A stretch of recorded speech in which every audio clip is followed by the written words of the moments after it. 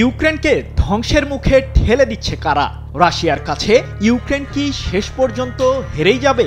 হঠাৎ করে ইউক্রেনকে টমাহক ক্ষেপণাস্ত্র না দেওয়ার সিদ্ধান্ত কেন নিলেন মার্কিন প্রেসিডেন্ট ডোনাল্ড ট্রাম্প?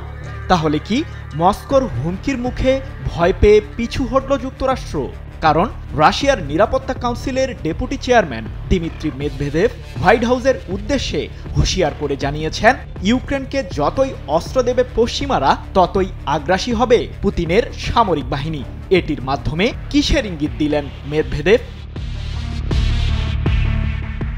মার্কিন প্রেসিডেন্ট ট্রাম্পের শত চেষ্টার মধ্যেও যুদ্ধের অবসান নিয়ে এখনও সিদ্ধান্তে পৌঁছাতে পারেনি রাশিয়া ও ইউক্রেন। উল্টো কিয়েভের দাবি, ব্যয়বহুল এই লড়াইয়ে সীমিত ক্ষতি ছাড়া তেমন কোনো বড় ক্ষতির মুখে পড়েনি ইউক্রেন। যদিও মস্কো বলছে কৌশলগত এই যুদ্ধে এখনও গুরুত্বপূর্ণ অর্জন করেই চলেছে প্রেসিডেন্ট ভ্লাদিমির পুতিনের সামরিক বাহিনী। তবে যুদ্ধের ময়দানে রাশিয়ার শক্তিশালী সামরিক বাহিনীর বিরুদ্ধে নিজের অবস্থান টিকিয়ে রাখতে মরিয়া ইউক্রেনের প্রেসিডেন্ট ভলোদিমির জেলেনস্কি। যদিও ৩.৫ বছরেরও বেশি সময়ের এই যুদ্ধে লুহান্স্ক ও খেরসন সহ এখন পর্যন্ত ৪টি বৃহৎ অঞ্চল রাশিয়ার কাছে হারিয়েছে ইউক্রেন। পুতিনের সামরিক বাহিনীর এখন মূল টার্গেট ইউক্রেনের পূর্বাঞ্চলকে পুরোপুরি দখলে নেওয়া। এমন পরিস্থিতির মাঝেই আবারও যুক্তরাষ্ট্রের কাছে শক্তিশালী টমাহক মিসাইল চেয়ে বসেন প্রেসিডেন্ট জেলেনস্কি। তাহলে কি ইউক্রেনকে ক্ষেপণাস্ত্র দেবে যুক্তরাষ্ট্র?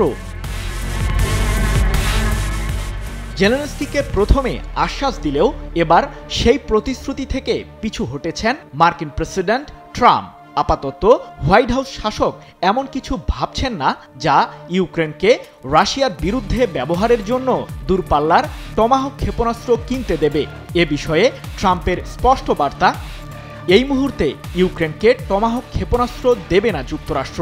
তবে এই সিদ্ধান্ত পরিবর্তনও হতে পারে। ট্রাম্প আরও জানিয়েছেন, তিনি আর যুদ্ধ বাড়াতে চান না। ৩রা নভেম্বর এক প্রতিবেদনে বিষয়টি নিশ্চিত করেছে ব্রিটিশ বার্তা সংস্থা রয়টার্স।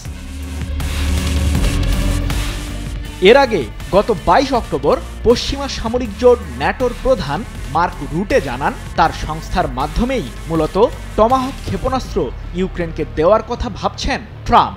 দূরপাল্লার এই ক্ষেপণাস্ত্রটি পেলে রাশিয়ার ২৫০০ কিলোমিটার ভেতরে হামলা চালাতে পারবে ইউক্রেন, যার রাডারে রয়েছে পুতিনের দেশটির রাজধানী মস্কো।